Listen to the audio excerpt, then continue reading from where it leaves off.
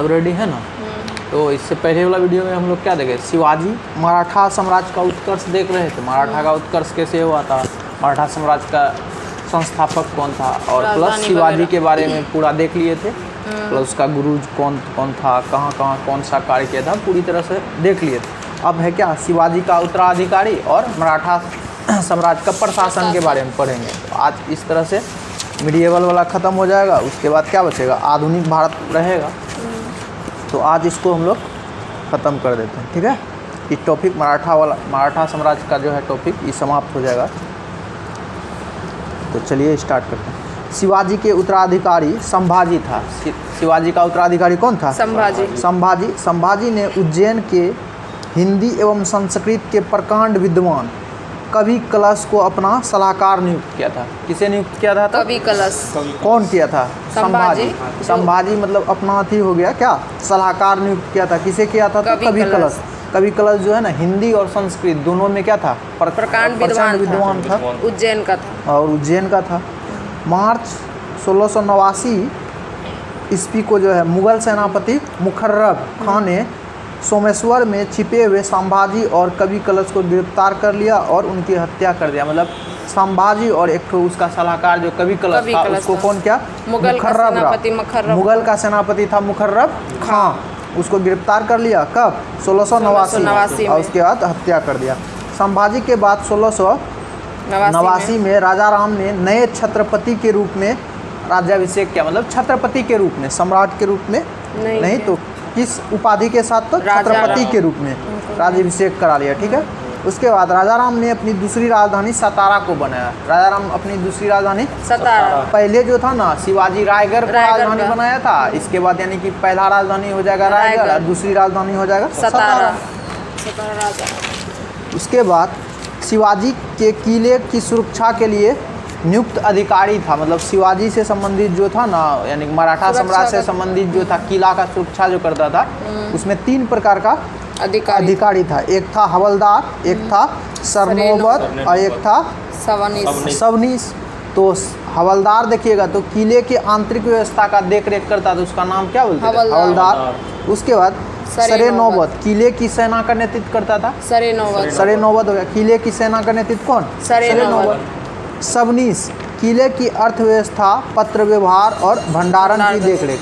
मतलब इस सर्वनीस मतलब हो गया सब चीज से संबंधित लगभग, यानी सभी तरह का जो था विभाग उसको देखता है। जैसे हो गया क्या, अर्थव्यवस्था हो गया, पत्र व्यवहार हो गया, भंडारण वाला देखरेख। तो इस तरह का 3 चीज हो गया। राजा राम मुगलों से संघर्ष करता हुआ जो है 2 मार्च 1700 में मारा गया। मतलब राजा राम 89 में बैठा था और 1700 ईस्वी में क्या हो गया, मारा चले गया। राजा राम की मृत्यु के बाद उसकी विधवा पत्नी ताराबाई अपने 4 वर्ष पुत्र शिवाजी दूत, एक तो शिवाजी था पहले वाला, और इसका पुत्र जो राजा राम का हुआ था इसका भी नाम रख दिया शिवाजी, लेकिन इसमें लग गया क्या, दूत की, ठीक है, का राज्याभिषेक करवाकर मराठा साम्राज्य की वास्तविक संरक्षिका बन गई, ठीक है। मराठा साम्राज्य की बोलेंगे वास्तविक संरक्षिका कौन बन गई? ताराबाई। और किसका राज्याभिषेक करा के? शिवाजी दूत थे। तो शिवाजी दूत और किसका पुत्र? राजा राम का पुत्र था 4 वर्ष का, काहे छोटा था, तो वो तो शासन चला नहीं सकता, तो इसीलिए उसकी माँ क्या करने लगा, शासन चलाने, और संरक्षक बन गए, संरक्षिका। 1707 में औरंगजेब की मृत्यु के बाद, मतलब 1707 में ही अकबर का जब हम लोग औरंगजेब पढ़ रहे थे, तो औरंगजेब का कब? 1658 से लेकर 1707 तक भी ना उधर काम किया था। तो उसके मृत्यु के बाद क्या हो गया, संभाजी के पुत्र साहू जो कि औरंगजेब के कब्जा में था, मतलब औरंगजेब को ना इसको कब्जा में कर लिया था। कौन? औरंगजेब कब्जा में कर लिया था। संभाजी का पुत्र जो था साहू को क्या था, औरंगजेब अपना कब्जा में कर लिया था। और जब मृत्यु हुआ तो भोपाल के निकट से मुगल शिविर से वापस महाराष्ट्र आया। मतलब इसको छोड़ दिया होगा या नहीं तो किसी तरह भाग के निकलने में सफल हो गया, फिर से ही क्या आ गया, महाराष्ट्र आ गया था।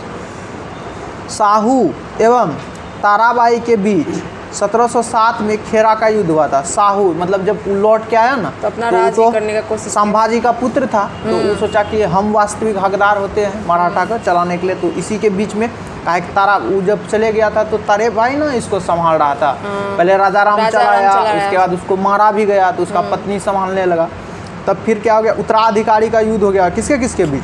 साहू और ताराबाई खेरा का 1707, युद्ध। जिसको हम लोग बोलते हैं खेरा का युद्ध। खेरा का युद्ध एक प्रकार का उत्तराधिकारी कहा हो गया कि हम सम्राट रहेंगे, हम चलाएंगे शासन प्रशासन। इसी तरह तो साहू और ताराबाई के युद्ध 1707 में कौन सा युद्ध हुआ? तो खेरा का युद्ध, जिसमें साहू क्या हो गया? विजय हो गया। जिसमें कि मराठा साम्राज्य का जो भी सब यानी कि अधिकारी सब था, सब अति साहू का क्या किया? सहयोग किया था, इसीलिए विजय हो गया। साहू ने 22 जनवरी 1708 को सतारा में अपना राज्याभिषेक कर लिया, मतलब जीत लिया। तब 1708 में क्या किया? अपना राज्याभिषेक करा लिया था। साहू के नेतृत्व में नींव मराठा साम्राज्य के प्रवर्तक पेशवा लोग थे, ठीक है। साहू के नेतृत्व का नींव मराठा साम्राज्य के प्रवर्तक कौन? पेशवा लोग, यानी कि उसका नींव डालने के लिए साहू का, मराठा साम्राज्य में साहू का नींव डालने में सहयोग कौन किया था? पेशवा किया था, जो साहू के पैतृक प्रधानमंत्री थे। यानी कि उस समय साहू को क्या किया? पेशवा पद को क्या किया? पैतृक बना दिया।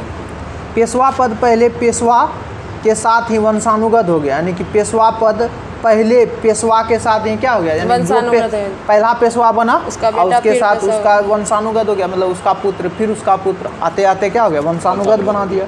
पेशवा पुणे में रहता था। पेशवा कहाँ रहता था? पुणे में। सबसे पहले पुणे को ही तो जहांगीर दिया था ना उसका पिताजी। कौन? शिवाजी दिया था अपना भोसले, शाहजी भोसले, उसका शिवाजी का पुत्र अति था ना, पिताजी था शिवाजी। तो वही पुणे ही दिया था, तो पेशवा वहीं पे रहता था, पुणे में रहता था। तो यानी कि बोलेंगे पेशवा पद कैसा हो गया? तो पैतृक हो गया। और उसके बाद यह कहाँ पे रहेगा? तो पुणे में। 1713 में साहू ने बालाजी विश्वनाथ को पेशवा बनाया था। 1713 में जो है बालाजी विश्वनाथ को क्या किया? पेशवा बनाया। इनकी मृत्यु 1720 में हो गया, मतलब मात्र 7 वर्ष के बाद क्या हो गया? इसका मृत्यु हो गया। इसके बाद पेशवा बाजीराव प्रथम हुआ, मतलब उसका बालाजी विश्वनाथ के बाद कौन बन गया? पेशवा बाजीराव प्रथम, यानी बाजीराव प्रथम आ गया। पेशवा बाजीराव प्रथम ने मुगल साम्राज्य की कमजोर हो रही स्थिति का फायदा उठाने के लिए साहू को क्या किया? उत्साहित करते हुए एक कथन बोला, यानी वाक्य बोला। क्या बोला? आओ हम इस पुराने वृक्ष के खोखले तने पर प्रहार करें, शाखा तो स्वयं गिर जाएगी। हमारे प्रयत्नों से मराठा पताका कृष्णा नदी से लेके अटक तक फहराने लगेगी। मतलब यह युक्ति किसका रहेगा? तो बाजीराव प्रथम का। उत्साहित करने के लिए बोला था किसको? साहू को। उत्तर में फिर उत्तर में साहू ने बोला, निश्चित रूप से ही आप इसे हिमालय के पार गाड़ देंगे, निसंदेह आप योग्य पिता के योग्य पुत्र हैं। मतलब साहू जी उसको बोला, किसको? बाजीराव प्रथम को। बाजीराव प्रथम जो तो बालाजी विश्वनाथ का पुत्र था, वो भी पेशवा था। तो उसको बताया कि आप खुद क्या है? योग्य पिता के योग्य पुत्र हैं, कोई संदेह नहीं है, आप यह कर सकते हैं। उसको और प्रोत्साहन दे दिया। उसके बाद पाल खेरा का युद्ध 7 मार्च 1728 को 7 मार्च 1728 को बाजीराव प्रथम और निजाम उल मुल्क के बीच हुआ। बाजीराव प्रथम और निजाम मुल्क के बीच हुआ, जिसमें निजाम की हार हो गई। निजाम के साथ मुंगी सिवा गांव की संधि हो गया, मतलब मुंगी सिवा गांव जैसे ही संधि हुआ, इसका मतलब होगा क्या? उस क्षेत्र को अपने अधीन कर लिया जो जीत लेता था।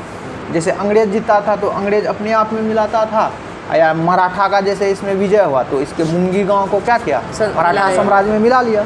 तो मतलब पाल खेरा का युद्ध किसके बीच? बाजीराव प्रथम और निजाम उल मुल्क उसके बीच हुआ, जिसमें मुंगी सिव गांव का संधि के साथ क्या हुआ? समाप्त हुआ। उसके बाद दिल्ली पर आक्रमण करने वाला प्रथम पेशवा बाजीराव प्रथम था, जिसने 29 मार्च 1737 को दिल्ली पर धावा बोला। उस समय मुगल बादशाह मोहम्मद शाह दिल्ली छोड़ने के लिए तैयार हो गया। मतलब जब बाजीराव प्रथम दिल्ली पर आक्रमण किया था, उस समय मुगल सम्राट कौन था? सम्राट मोहम्मद शाह था। यही मोहम्मद शाह को ही हम लोग क्या बोलते हैं? रंगीला बादशाह। मतलब अयोग्य शासक था ना ये सब। ये उत्तर मुगल कालीन का 1700 जब औरंगजेब मर गया 1707 से लेके कब 1757 तक, जब तक प्लासी का युद्ध नहीं हुआ तो ये सब क्या था? अयोग्य शासक था। तो उसी में जो 1757 जो हुआ, जिसमें बाजीराव प्रथम 1737 जिसमें बाजीराव प्रथम क्या किया? देखा कि कमजोर स्थिति है मुगल का, डायरेक्ट उसी पे थी दिल्ली पे आक्रमण कर दिया। और उसमें इतना थी हो गया, खौफ था मराठा साम्राज्य का कि ये क्या हो गया? मोहम्मद शाह दिल्ली छोड़ने के लिए तैयार हो गया। यह बादशाह का हाल था उस समय का, इस समय जब मराठा पूरा पावरफुल में आ गया था। बाजीराव प्रथम मस्तानी नामक महिला से संबंध होने के कारण चर्चित था। इसके बारे में पिक्चर में भी दिखाया है, पद्मावत वाला बाजीराव मस्तानी में। इसमें बाजीराव प्रथम यानी कि मस्तानी नामक एक महिला थी, उसके साथ क्या था, प्रेम प्रसंग था, तो उसके साथ संबंध होने के कारण क्या था, चर्चित था। उसके बाद 1740 में बाजीराव प्रथम की मृत्यु हो गया। 1740 में फिर क्या हो गया, इसका मृत्यु खुद हो गया। तो बाजीराव प्रथम की मृत्यु के बाद बालाजी बाजीराव 1740 में जो है पेशवा बना। सबसे पहला पेशवा अगर बोलेंगे तो कौन, बालाजी विश्वनाथ। फिर उसके बाद बाजीराव प्रथम, और फिर अब तीसरा जो बन गया कौन हो गया, बालाजी बाजीराव। बालाजी बाजीराव 1740 में बना, ठीक है। मतलब 3 ठो देखिए, एक ठो बालाजी विश्वनाथ, बाजीराव प्रथम, फिर बालाजी बाजीराव, ठीक है।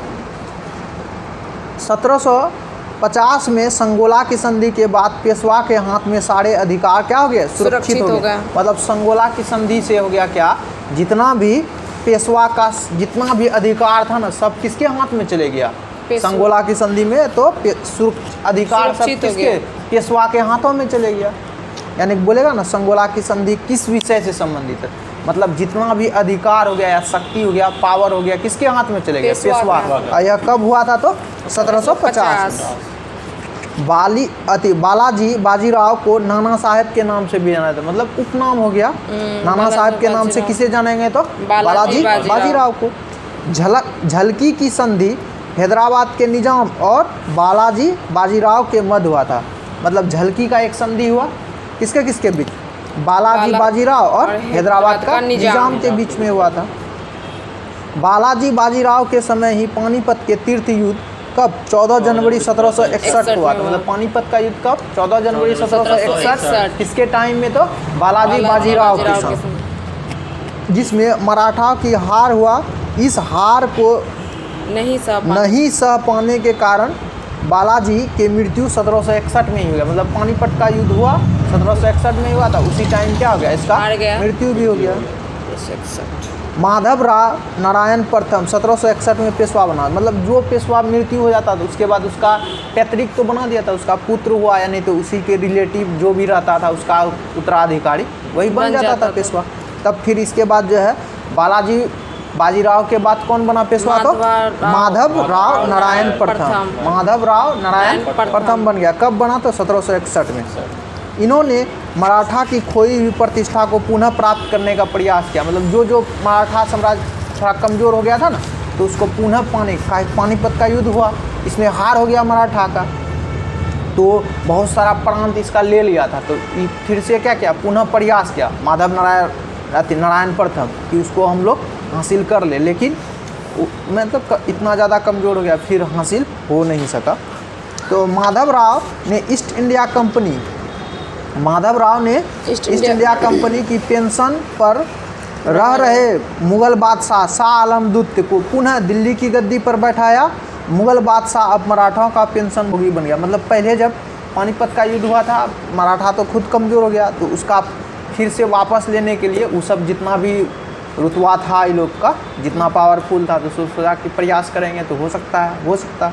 तब माधव राव क्या ईस्ट इंडिया कंपनी का, उस समय 1600 में ईस्ट इंडिया कंपनी भी आ गया था ना भारत में। तो क्या शाह आलम दूत ईस्ट इंडिया के अथी से क्या करता था, पेंशन पे रह रहा था।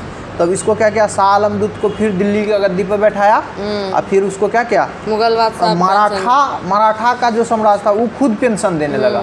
यानी बोला कि डायरेक्ट ईस्ट इंडिया कंपनी का विरोध करना है, अपना पावर क्या करना है, सब फिर वापस लेना है।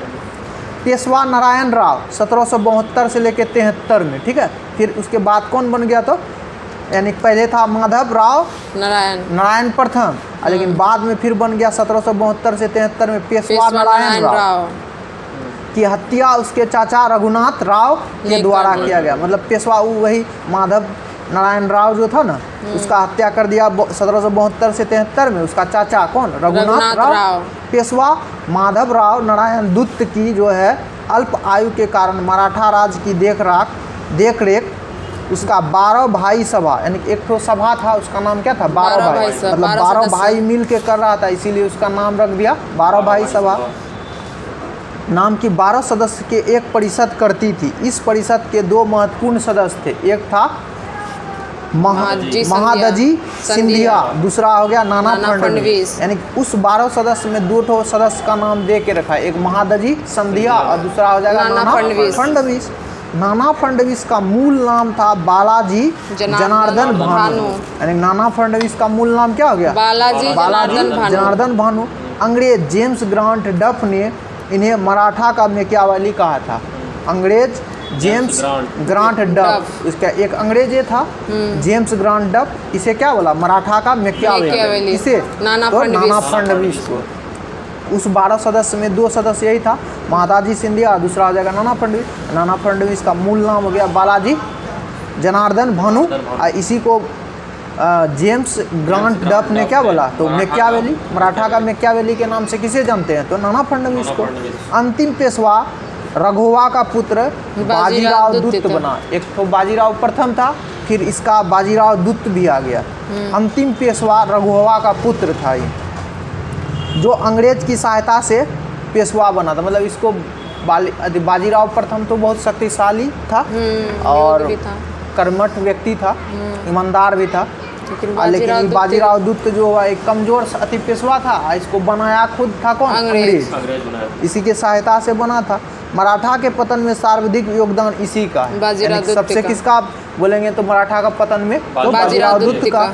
मराठा के पतन में सर्वाधिक योगदान इसी का। यह सहायक संधि स्वीकार करने वाला प्रथम मराठा, मतलब अंग्रेज से जो सहायक संधि नहीं होता, सबसे पहले यही स्वीकार किया था। सहायक संधि स्वीकार करने का मतलब या जिस क्षेत्र का स्वीकार करता है तो वो अंग्रेज के पास चले जाता है। उसके बाद 1776 में पुरंदर की संधि हुआ। एक तो संधि पहले पुरंदर की संधि 1665 शिवाजी और जय सिंह के बाद। अब दूसरा संधि हो जाएगा 1776 में पुरंदर की संधि और रघुनाथ राव। इसके तहत कंपनी ने रघुनाथ राव के समर्थन को क्या किया? वापस ले लिया। इसमें यानी पुरंदर का जब दूसरी संधि 1776 में हुआ था, यानी कि कंपनी जो क्या किया, उसका जो सहयोग जो दिया था ना बाजीराव तो द्वितीय, उसका क्या किया? उसका वापस ले लिया था। किसमें? तो पुरंदर का द्वितीय संधि मान के यहाँ जताना है, लेकिन डेट डायरेक्टे डाल दे। 1776 डालेगा तो समझ लेंगे कि अति बाजीराव द्वितीय और कंपनी के साथ। अब पहला कुछ नहीं देगा, डायरेक्टे 1665 देगा तो शिवाजी और जय सिंह। प्रथम आंग्ल मराठा, 3 ठो युद्ध हुआ ना आंग्ल और अंग्रेज के बीच में, तो उसी को प्रथम आंग्ल मराठा युद्ध देखेंगे तो प्रथम युद्ध 1782 में सालबाई की संधि के साथ खत्म हुआ। मतलब हुआ था स्टार्ट 1775 से लेकर 1782 तक, 7 वर्ष तक चला था। और 1782 में कौन सा संधि के साथ समाप्त हुआ था? सालबाई की संधि के साथ समाप्त हो गया। फिर दूसरा युद्ध हो गया था द्वितीय आंग्ल मराठा युद्ध 1803 से 1805। 1803 से 1805 इसमें भोसले नागपुर में अंग्रेज़ों को चुनौती दिया था। इसमें भोसले जो था ना भोसले नामक कोई पेशवा होगा या नहीं तो कोई मराठा साम्राज्य का ही कोई सेनापति होगा, वो सब क्या किया? इसको चुनौती दिया। इसके फलस्वरूप 7 सितंबर 1803 को देवगांव की भी संधि हो गया। मतलब इस युद्ध में भी फिर कौन? अंग्रेज विजय हो गया और देवगांव का संधि किया और देवगांव को अंग्रेज अपना क्षेत्र में मिला लिया। कौन सा संधि हो गया? तो देवगांव की संधि के साथ द्वितीय युद्ध क्या हो गया? समाप्त हो गया। उसके बाद तृतीय आंग्ल मराठा युद्ध 1817 से लेके 19 तक, 1817 से लेके 1819 तक हुआ। इस युद्ध के बाद मराठा शक्ति और पेशवा के वंशानुगत पद को क्या किया? समाप्त कर दिया गया। मराठा का जो पेशवा का मराठा शक्ति था और पेशवा को वंशानुगत पद को क्या किया? पूरी तरह से समाप्त कर दिया। मतलब बोलेंगे ना तो मराठा का पेशवा और मराठा शक्ति को समाप्त कर दिया। कौन सा युद्ध? तृतीय आंग्ल मराठा युद्ध के बाद 1817 से लेकर 1819। पेशवा बाजीराव दुत्त ने कोरेगांव एवं अष्टी के युद्ध में हारने के बाद, ठीक है, कौन कौन युद्ध हारा? तो एक कोरेगांव अष्टी का युद्ध हारने के बाद फरवरी 1818 में मेल्लकम के सम्मुख आत्मसमर्पण कर दिया। मतलब जब हार गया तो हारने वाला राजा सब क्या होता? आत्मसमर्पण कर देता है। अंग्रेजों ने पेशवा के पद को क्या किया? समाप्त। एक तो पहले वंशानुगत पद को तीसरा वाला युद्ध में समाप्त किया। अब फिर बाद जे 1818 में जब मेल्लेकम के सम्मुख आत्मसमर्पण किया ना, तो पेशवा का अंग्रेज पदे को पेशवा का पदे को पहले वंशानुगत था उसको समाप्त किया और उसके बाद क्या किया, पेशवा पद ही समाप्त कर दिया 1818। उसके बाद समाप्त कर बाजीराव दूत को पुणे से हटाकर कानपुर के निकट बिट्ठूर में पेंशन पर जीने के लिए भेज दिया, यानी बिट्ठूर भेज दिया था, या कानपुर के निकट, कानपुर उत्तर प्रदेश में है ना, वहीं पे जगह है बिट्ठूर, वहीं पे पेंशन पर जीने के लिए भेज दिया, जहां 1853 में इसका क्या हो गया, मृत्यु हो गया। कौन, बाजीराव दूत का सबसे अंतिम पेशवा यही था, बाजीराव दूत का, जो कि सहायक संधि वाला पहला यही था। इसी के टाइम में मराठा साम्राज्य का पतन होने का सबसे सर्वाधिक पतन जो हुआ था मराठा, इसी के टाइम में हुआ था। अब एक तो है क्या, अंग्रेज मराठा संघर्ष के अंतर्गत होने वाले प्रमुख संधि, मतलब युद्ध होता था उसके बाद संधि करके मिला लेता था, क्षेत्र को मिलाता था, तो उसी में पहला वाला युद्ध हुआ था 1775 से लेकर 1782, दूसरा 1803 से 1805 और फिर तीसरा हो गया 1817 से 1819 तक। तो उसी में तीनों में ना चार तो संधि हुआ, तो उसको देख लेते एक बार। सूरत की संधि कब, 1775, पुरंदर की संधि 1776, उसके बाद बरगांव की संधि 1789, सालबाई की संधि 1782, मतलब 4 संधि हो गया। एक तो सूरत का संधि हो गया 1775, 1776 हो जाएगा पुरंदर की संधि, 1789 बरगांव की संधि और 1782 में सालबाई। मतलब प्रथम युद्ध जो था अंग्ल मराठा युद्ध 1775 से 82 तक, उसी के बीच में 4 संधि हुआ। अब दूसरा युद्ध देख रहे हैं, द्वितीय अंग्ल मराठा युद्ध जो हुआ था 1803 से 1805, तो उसी में उसी के आसपास है। तो बसीन की संधि कब, 1802, बसीन की संधि 1802, देवगांव की संधि 1803, सुरजी अर्जुन गांव की संधि 1803 और राजपुर घाट की संधि हो गया 1804। मतलब इसमें भी 4, एक तो बसीन हो जाएगा कब, 1802 और उसके बाद देवगांव की संधि, देवगांव 1803, सुरजी गांव भी 1803 और फिर राजपुर घाट का 1804। तो इसमें भी 4 हो गया, एक बसीन, देवगांव, सुरजी अर्जुन और राजापुर घाट। फिर अब तीसरा वाला युद्ध जब हुआ था 1717 से लेकर 19 तक, उसी के आसपास है, यानी निकट में। जैसे नागपुर की संधि कब, 1816, नागपुर की संधि 1816, ग्वालियर की संधि 1817, पूना की संधि 1817, फिर मंदसौर की संधि 1817। मतलब 4 हुआ, नागपुर, ग्वालियर, पूना और मंदसौर। नागपुर, ग्वालियर, पूना और मंदसौर। मतलब सबसे पहले 1816 में क्या हो गया, नागपुर, फिर 1817 में पूना और ग्वालियर, अब पूना भी हुआ था 1817 में ही, एक तो 1818 में हुआ तो मंदसौर। इस तरह से हम लोग का क्या हुआ, मराठा साम्राज्य पूरी तरह से समाप्त हो गया। तो इस वीडियो को हम लोग यहीं पे रखते हैं। देखिए हुआ क्या, जब आप लोग पूरा वीडियो को देखिएगा तो ज़्यादा समझ में आएगा, अब वीडियो अच्छा लगेगा तो क्या होगा। अभी मेन कारण देखिए, अभी है क्या, बहुत सारा एग्ज़ाम है, जैसे रेलवे का तो पूरा सीरियल ए में है, देखिएगा तो अभी ALP का एग्ज़ाम होगा, उसके बाद टेक्नीशियन का होगा, उसके बाद RPF का आ गया, RPF का बढ़ा रहा, फिर NTPC का आएगा, उसके बाद ग्रुप D का लास्ट में होगा। तो इसको कम से कम है क्या, NTPC में तो आपका आर्ट्स का मजबूत होना बहुत ज़रूरी है, इस पर बहुत ज़्यादा निर्भर करेगा रिजल्ट उसमें। NTPC हो गया, जब फॉर्म डाल दीजिएगा फिर क्या टाइम बचेगा ही, तो अभी से ही तैयारी करना पड़ेगा ना। जो भी नए हैं इस चैनल पे क्या कीजिएगा, इसमें इस तरह का वीडियो हम लोग डालेंगे, तो क्या कीजिएगा, तो जो नए हैं जुड़ जाइएगा, और उसके बाद अपना आसपास में जो है, अगर इस तरह का जहाँ भी पढ़ते हैं तो कंटिन्यू आप लोग पढ़ते रहिए, ताकि एग्ज़ाम बहुत सारा है। उसके बाद फिर बिहार SSC का भी फॉर्म सब तो डाले होंगे, उसका भी एग्ज़ाम होना बाकी है। बिहार SSC में तो 75 नंबर क्या है, GK GS ही है। 50 नंबर का तो आर्ट्स पेपर रहेगा, आर्ट्स पेपर से, और 25 नंबर का साइंस से। साइंस का वीडियो भी हम लोग जस्ट 28 तारीख से डालना स्टार्ट कर देंगे। साइंस का केमिस्ट्री से हम लोग स्टार्ट करेंगे 28 तारीख से, शाम 5 बजे डेली डालेंगे, नहीं तो वीडियो क्या होगा, लंबा हो जाएगा, तो फिर मज़ा नहीं आएगा। साइंस वाला सेक्शन है तो इसीलिए क्या करते हैं, उसको अलग ही रखेंगे। क्या आर्ट्स वाला एक अलग सेक्शन रहेगा तो उसका साइंस का अलग रहेगा। तो देखिए साइंस वाला रहेगा तो देखिए कहाँ कहाँ बेनिफिट करेगा। ALP में साइंस करेगा ना बेनिफिट, उसके बाद टेक्नीशियन में करेगा, उसके बाद ग्रुप D में करेगा, NTPC में करेगा, RPF यानी रेलवे वाला जो भी सेक्टर है उसमें साइंस का भी क्या है, लगभग अगर जीके वाला सेक्शन में जाइएगा तो 50 से 60% साइंस का भूमिका निभाएगा। तो इस तरह जो नए हैं जुड़ जाइएगा। तो चलिए यहीं पे रखते हैं इस वीडियो को। जय हिंद, वंदे मातरम।